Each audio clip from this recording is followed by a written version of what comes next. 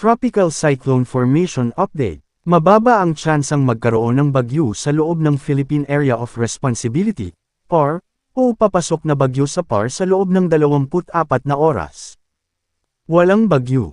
Sa ngayon, mababa ang tsansang magkaroon ng bagyo sa loob ng Philippine Area of Responsibility, PAR, o papasok sa PAR sa loob ng 24 na oras. Southwest Monsoon or Habagat.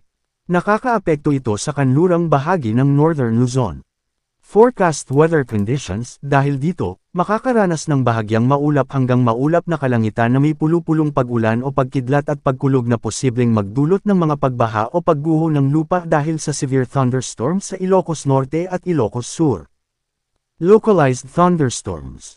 Forecast weather conditions, dahil dito, makakaranas ng bahagyang maulap hanggang maulap na kalangitan na may pulupulong pag-ulan o pagkidlat at pagkulog na posibleng magdulot ng mga pagbaha o pagguho ng lupa dahil sa severe thunderstorms sa Bicol Region, Metro Manila, at nalalabing bahagi ng bansa.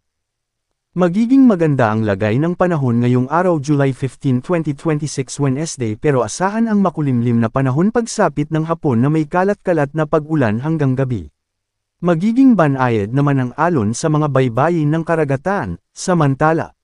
Nagngangalit na Bulkang Mayon, makikita sa mas malapit na kuha ang patuloy na pagdaloy ng lava at ang maliwanag na volcanic glow ng Bulkang Mayon ngayong gabi sa Albay. Patuloy na binabantayan ng DOST PHIVOLCS ang aktibidad ng bulkan, na nananatili sa Alert Level 3. Pinapayuhan ng publiko na huwag pumasok sa 6 na kilometer Permanent Danger Zone, PDZ, at sundin ang mga abiso ng mga awtoridad.